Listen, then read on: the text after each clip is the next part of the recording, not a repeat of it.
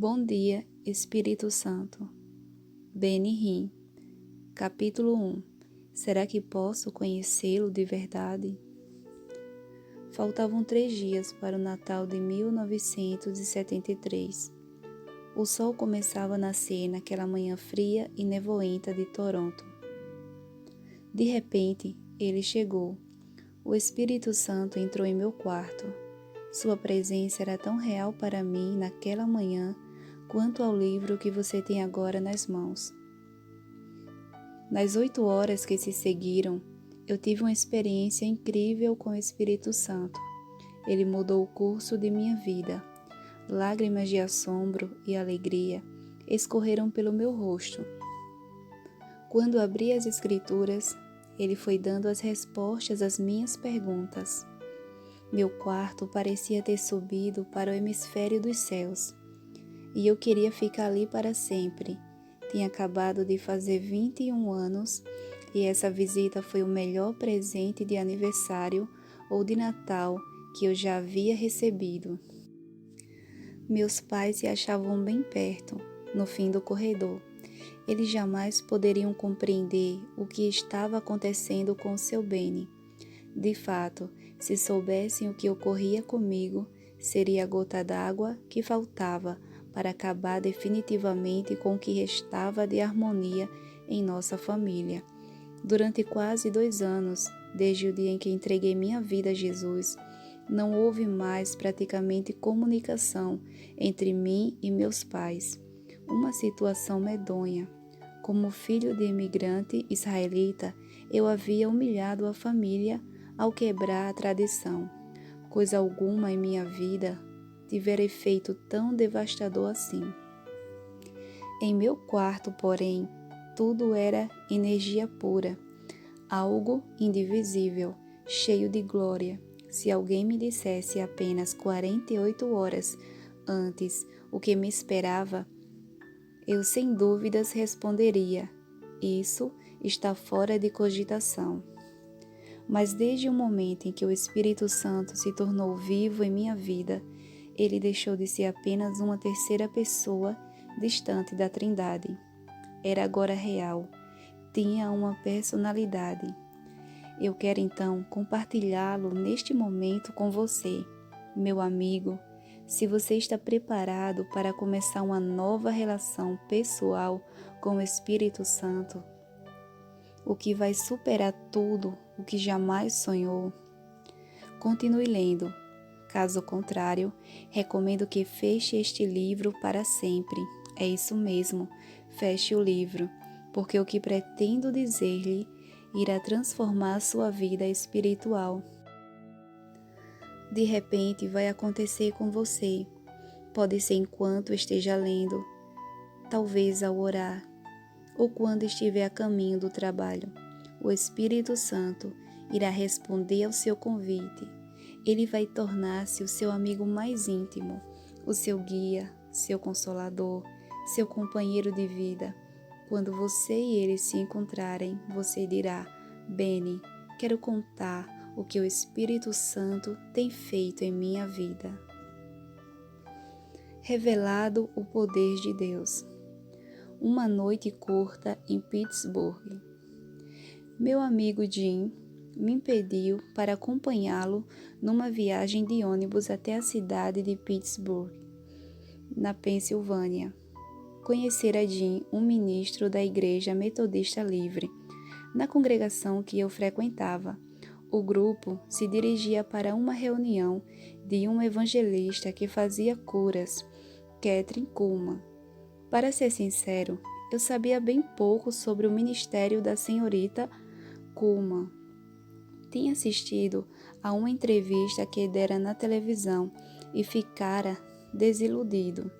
Achei que falava de um modo engraçado e parecia meio estranha. Não esperava, portanto, muito dela. Mas Jim era meu amigo e não queria decepcioná-lo. No ônibus eu disse: Jim, você não sabe como foi difícil convencer meu pai a me deixar fazer esta viagem. Depois de minha conversão, meus pais fizeram todo o possível para me impedir de comparecer à igreja. E agora, ao falar da ida a Pittsburgh, eles acharam um absurdo, mas finalmente me deram sua permissão, relutantes. Partimos de Toronto na metade da manhã de quinta-feira. O percurso, que deveria durar 7 horas, foi prolongado por causa de uma tempestade de neve. Só chegamos ao hotel cerca de 1 hora da madrugada. Jim então me disse: Benny, temos de levantar às 5 horas. 5 da manhã? Eu perguntei. Mas por quê? Ele respondeu que teríamos de estar na porta do prédio da reunião às 6 horas para conseguir entrar. Eu não podia crer em meus ouvidos. Quem jamais ouviu falar de ficar exposto ao ar gelado antes do nascer do sol para ir à igreja? Jim afirmou, porém, que era exatamente isso que precisávamos fazer. O frio cortava a pele. Levantei-me às 5 e coloquei todos os agasalhos que pude encontrar, botas, luvas, tudo. Eu parecia um esquimó. Chegamos à primeira igreja presbiteriana no centro de Pittsburgh, enquanto ainda estava escuro. Mas o que me chocou foi verificar que centenas de pessoas haviam chegado antes de nós e as portas só se abririam dentro de 2 horas. O fato de ser pequeno tinha suas vantagens. Eu comecei a me esgueirar entre as pessoas, chegando cada vez mais perto das portas e arrastando Jim comigo. Havia até pessoas dormindo nos degraus da frente. Uma mulher me disse: eles passaram a noite aqui. Toda semana é a mesma coisa. Enquanto permanecia ali esperando, comecei de repente a sentir uma vibração, como se alguém tivesse agarrado meu corpo e começasse a sacudi-lo. Pensei por um momento que o ar frio me tivesse feito mal, mas estava vestido com roupas quentes e certamente não sentia muito frio. Um tremor incontrolável, não obstante, tomou conta de mim. Nada parecido acontecera comigo antes. E não parou. Eu fiquei envergonhado demais para contar ao Jim. Podia sentir os meus ossos chocalhando. Sentia meus joelhos e minha boca tremerem. O que está acontecendo comigo? Pensei. Será o poder de Deus? Eu não conseguia entender. Correndo pela igreja. A essa altura, as portas iam ser abertas e a multidão começou a empurrar de tal forma que eu mal podia mover-me, mas a vibração em meu corpo mesmo assim não cessou. Jim disse: Benny, quando as portas abrirem, corra o mais depressa possível. Por quê? Perguntei. Se não fizer isso, eles vão esmagá-lo. Ele já estivera ali antes e sabia o que esperar. Eu jamais tivera ideia de participar de uma corrida para entrar numa igreja. Mas era o que estava acontecendo. Quando abriram as portas, eu parti como um atleta olímpico. Passei na frente de todo mundo, velhos, jovens, todos eles. De fato, cheguei à primeira fila e tratei de sentar-me.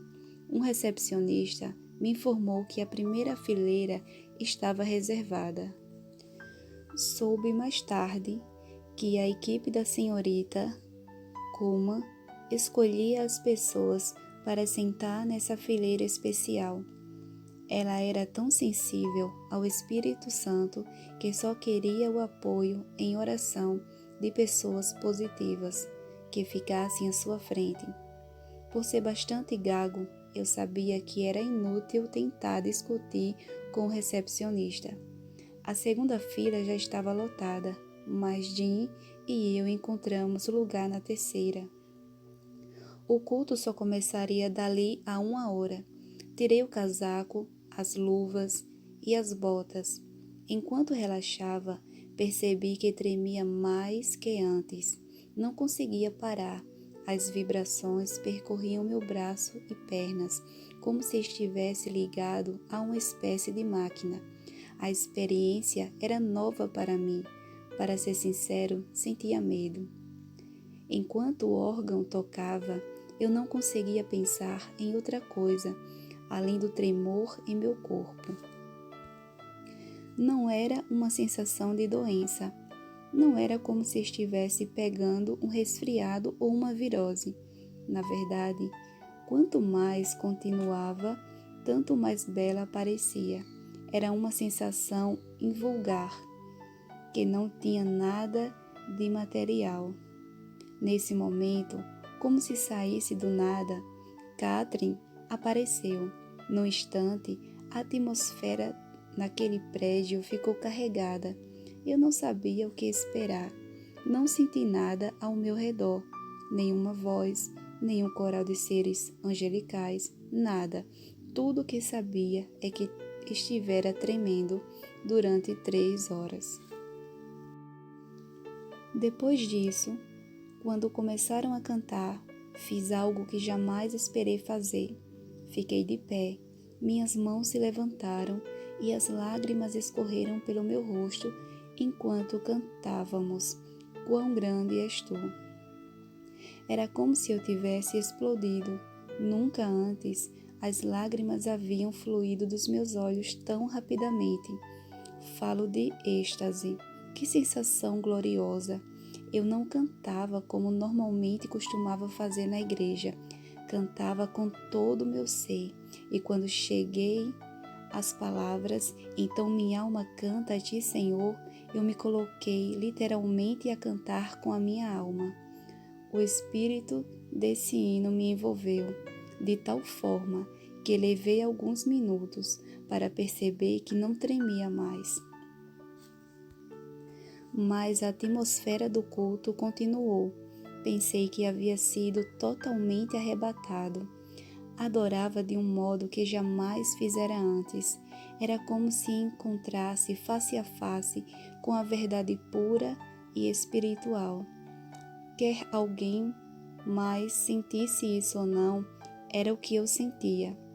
Deus já tocara a minha vida em minha pouca experiência cristã, mas nunca como Ele estava tocando neste dia. Como uma onda. Enquanto ficava ali, continuando a adorar o Senhor, abri os olhos para olhar ao redor, porque senti subitamente uma corrente de ar. Não sabia de onde ela vinha. Era leve e lenta, como uma brisa. Olhei para os vitrais, mas estavam todos fechados e eram altos demais para permitir a corrente. A brisa estranha que senti era, porém, mais como uma onda. Eu sentia descer por um braço e subir pelo outro. Na verdade, tive a sensação de que ela se movimentava. O que estava acontecendo? Todos pensariam que tinha perdido o juízo.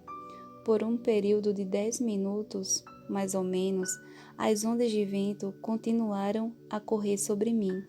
Depois senti como se alguém envolvesse meu corpo no cobertor, um cobertor quente. Catherine começou a ministrar ao povo, mas eu estava tão perdido no espírito que isso realmente não importava.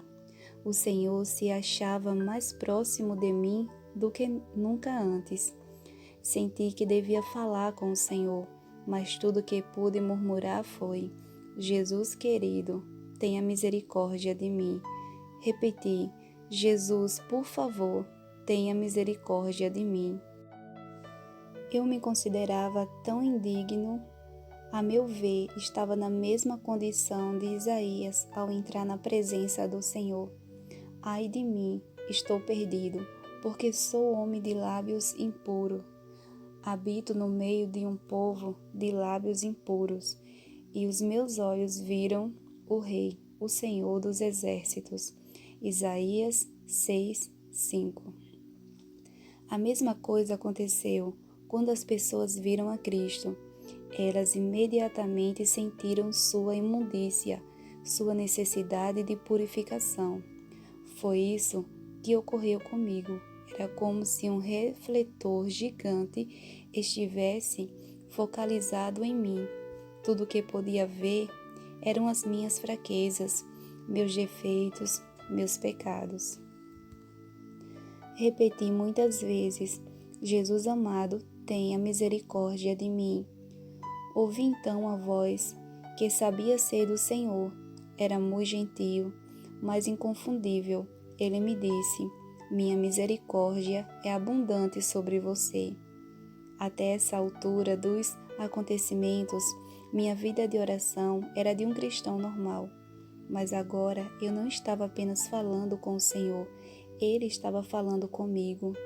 Oh, que comunhão esplêndida era aquela! Eu não tinha condição de saber que aquilo que ocorria comigo, na terceira fileira da primeira igreja presbiteriana em Pittsburgh, não passava de um antegozo do que Deus planejara para o futuro. As palavras soavam em meus ouvidos: minha misericórdia é abundante sobre você. Senti-me chorando e soluçando. Nada havia em minha vida que pudesse comparar-se ao que sentia. Eu estava tão cheio e transformado pelo Espírito que nada mais importava. Não ligava se uma bomba nuclear atingisse Pittsburgh e o mundo inteiro explodisse.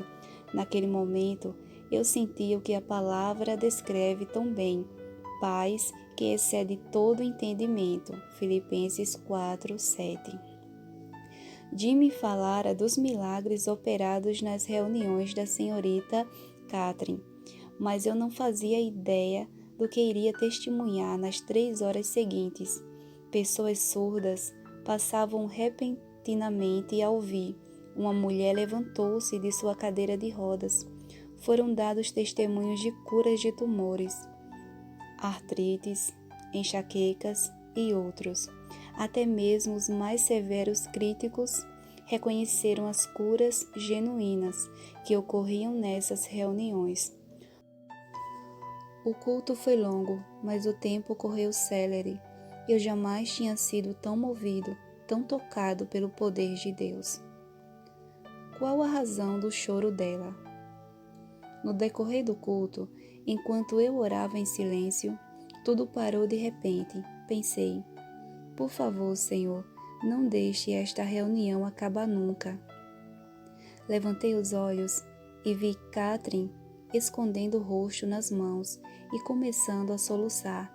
Ela chorou e chorou, tão alto que todo e qualquer ruído cessou. A música deixou de tocar.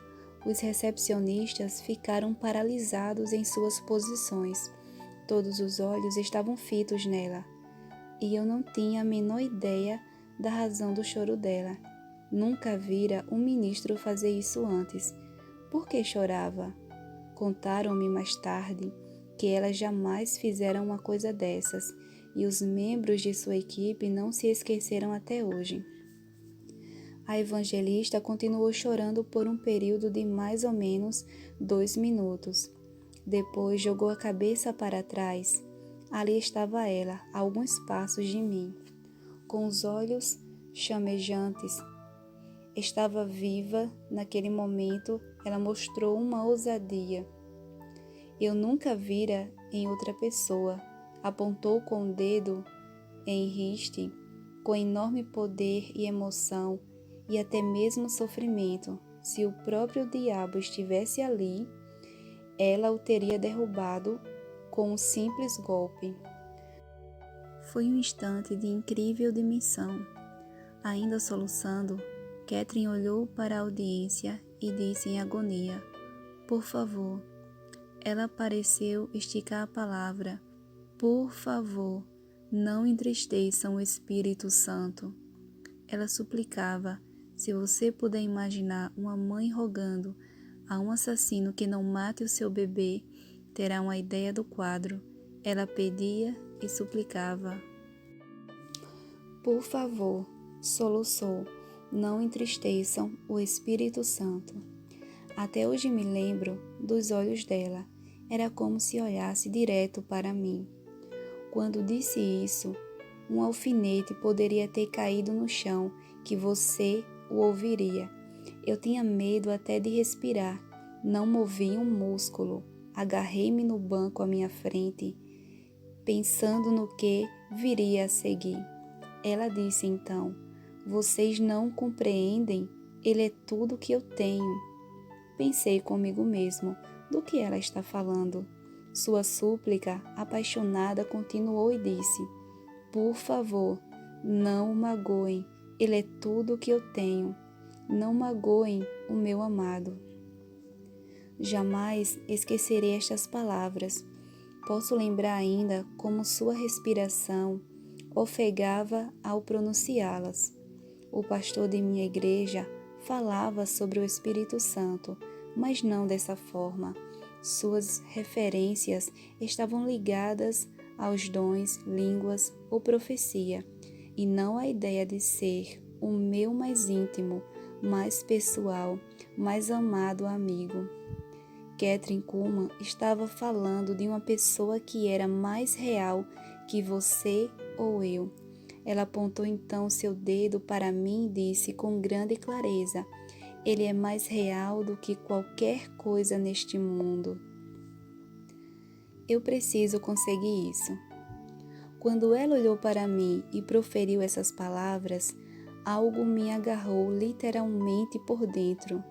Gritei dizendo: "Eu preciso conseguir isso."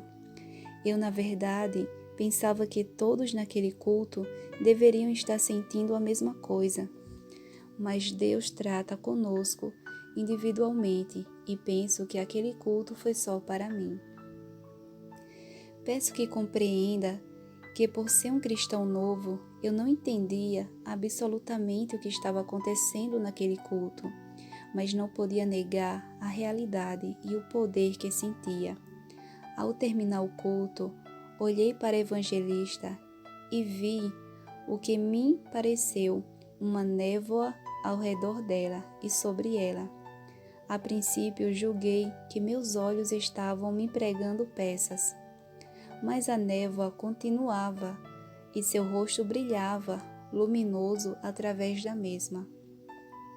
Não acredito de modo algum que Deus estava tentando glorificar a senhorita Kuhlman, mas creio que Ele usou esse culto para revelar o seu poder para mim. Quando o culto acabou, a multidão saiu, mas eu não queria me mover. Eu chegara correndo, mas agora só desejava ficar sentado e refletir sobre os acontecimentos. O que sentia naquele prédio fora algo que minha vida não me oferecia. Eu tinha certeza de que, ao voltar para casa, a perseguição ia continuar. Minha autoimagem já estava praticamente destruída por causa do meu problema de fala.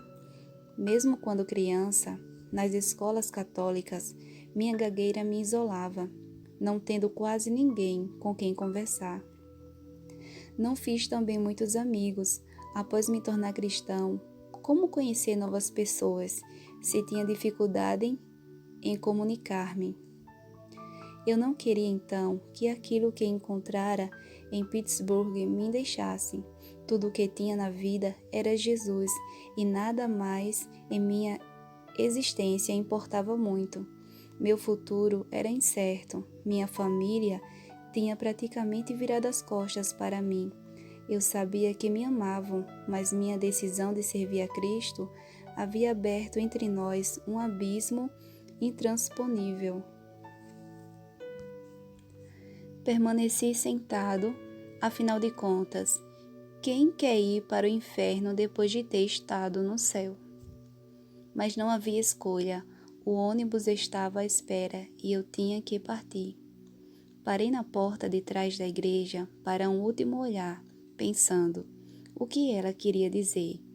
O que estava dizendo quando falou sobre o Espírito Santo? No caminho de volta para Toronto, eu retornava sempre ao mesmo pensamento. Não sei o que ela queria dizer.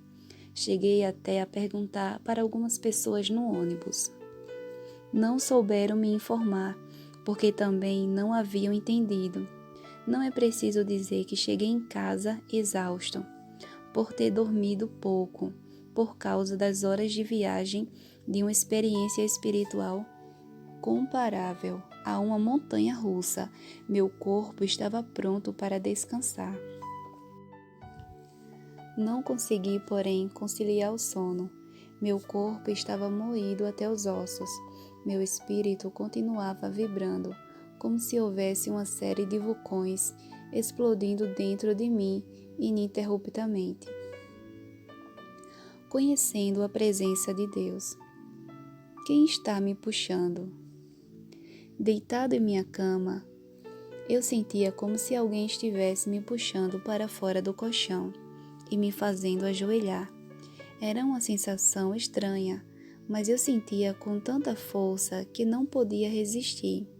Ali estava eu, na escuridão do quarto, de joelhos. Deus ainda não acabara de lidar comigo e eu respondi à sua orientação.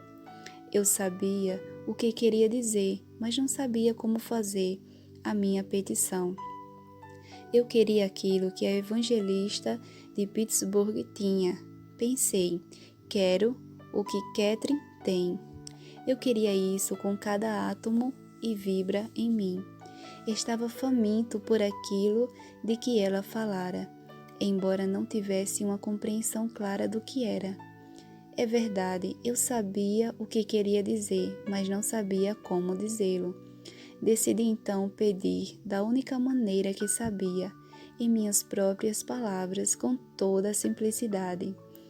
Eu queria me dirigir ao Espírito Santo, embora jamais tivesse feito isso antes. Pensei, será que estou fazendo certo? Afinal de contas, eu nunca tinha falado com o Espírito Santo. Nunca julgara que fosse uma pessoa a qual pudesse me dirigir. Não sabia como começar a oração, mas sabia o que sentia por dentro. Tudo o que queria era conhecê-lo da maneira como ela o conhecia. Foi assim que orei. Espírito Santo, Catherine diz que tu és amigo dela. Continuei lentamente. Acho que não te conheço. Eu pensava antes que te conhecia, mas depois dessa reunião compreendo que estava errado. Acho que não te conheço mesmo. A seguir, como uma criança, com as mãos levantadas, perguntei: posso conhecer-te? Posso realmente conhecer-te? Fiquei imaginando: estou falando direito? Será que posso falar desse modo com o Espírito Santo? Depois pensei, se Catherine estava enganada, eu queria saber. Depois que falei com o Espírito Santo, nada pareceu acontecer. Comecei a questionar-me, haverá realmente essa experiência de um encontro com o Espírito Santo? Isso pode ocorrer de verdade? Meus olhos estavam fechados. Em seguida, com a subação de um choque elétrico, meu corpo começou a vibrar, exatamente como acontecera nas 2 horas em que esperei para entrar na igreja. Era o mesmo tremor que sentia por mais de 1 hora lá dentro.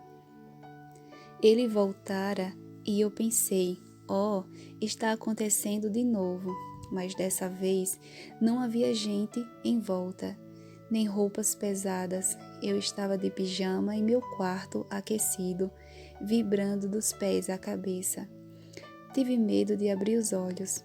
Parecia que tudo o que acontecera naquela reunião tinha se combinado naquele momento único.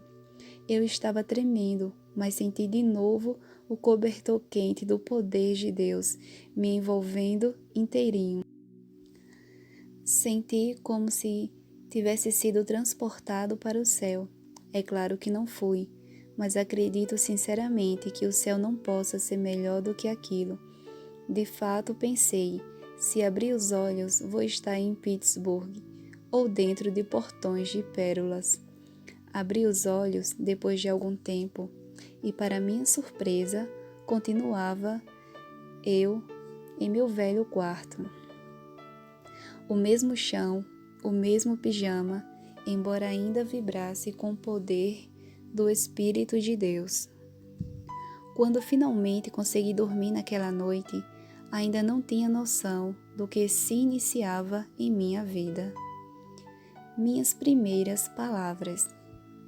Bem cedo na manhã seguinte, eu estava completamente desperto e não podia esperar mais para falar com meu amigo recém-encontrado.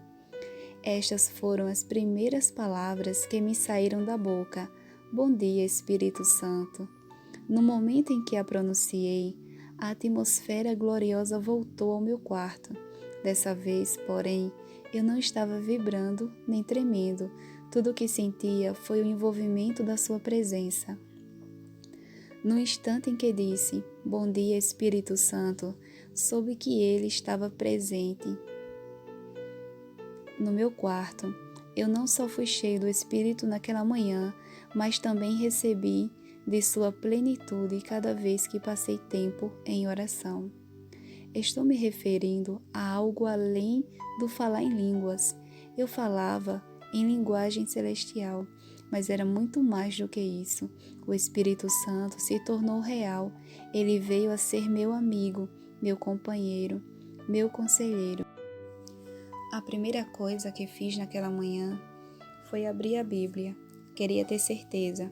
Quando abri a palavra, fiquei certo de que ele estava comigo, como se estivesse sentado junto a mim. Não vi seu rosto ou semblante, mas sabia que estava ali e comecei a conhecer sua personalidade. A partir daquele dia, a Bíblia passou a ter uma dimensão inteiramente nova. Espírito Santo, mostre isso para mim na palavra. Eu queria saber por que ele tinha vindo e ele me levou a esta passagem. Ora, nós não temos recebido o Espírito do mundo, e sim o Espírito que vem de Deus, para que conheçamos o que por Deus nos foi dado gratuitamente. Coríntios 2:12. Quando perguntei por que ele queria ser meu amigo, ele me guiou até as palavras de Paulo. A graça do Senhor Jesus Cristo e o amor de Deus e a comunhão do Espírito Santo sejam sobre vós. 2 Coríntios 13:13. A Bíblia ganhou vida. Eu jamais compreendera realmente o impacto deste trecho. Não por força, nem por poder, mas pelo meu Espírito, diz o Senhor. Zacarias 4:6. Ele confirmou repetidamente na palavra o que estava operando em minha vida por mais 8 horas naquele dia e depois, dia após dia, passei a conhecê-lo cada vez mais. Minha vida de oração começou a mudar. Agora, eu disse, Espírito Santo, desde que tu conheces tão bem o Pai, quer me ensinar a orar? Quando comecei a orar, cheguei ao ponto em que o Pai tornou-se, de repente, mais real do que nunca antes. Era como se alguém tivesse aberto uma porta e dito, ei-lo aqui. Meu mestre, meu guia. A certeza da plenitude de Deus veio a ficar cada vez mais clara. Isso não aconteceu com a leitura de um livro, nem seguindo uma fórmula A, B, C, mas pedindo para o Espírito Santo abrir a palavra para mim. E ele fez isso, pois todos os que são guiados pelo Espírito de Deus são filhos de Deus. Porque não recebestes o espírito de escravidão, para viverdes outra vez atemorizados, mas recebestes o espírito de adoção, baseados no qual clamamos, Abba, Pai. Romanos 8:14-15. Comecei a compreender tudo o que Jesus disse sobre o Espírito Santo. Ele era o meu consolador, meu mestre, meu guia. compreendi pela primeira vez o que Jesus queria dizer quando ordenou aos discípulos: sigam-me. De outra feita, ele disse: não me sigam, porque vocês não podem ir onde eu vou. E prosseguiu: mas o Espírito Santo guiará vocês. Qual a intenção de Jesus? Cristo estava dando a eles outro líder, outra pessoa a quem seguir. Minhas pesquisas das Escrituras continuou dia após dia, durante semanas, até que todas minhas perguntas tivessem sido respondidas. No decorrer do tempo, eu tinha passado a conhecer melhor o Espírito Santo e essa comunhão não foi interrompida até hoje. Compreendi que ele estava bem aqui junto de mim. Minha vida inteira se transformou. Acredito que isso acontecerá com a sua também. Quando me levantei hoje, eu repeti: bom dia, Espírito Santo.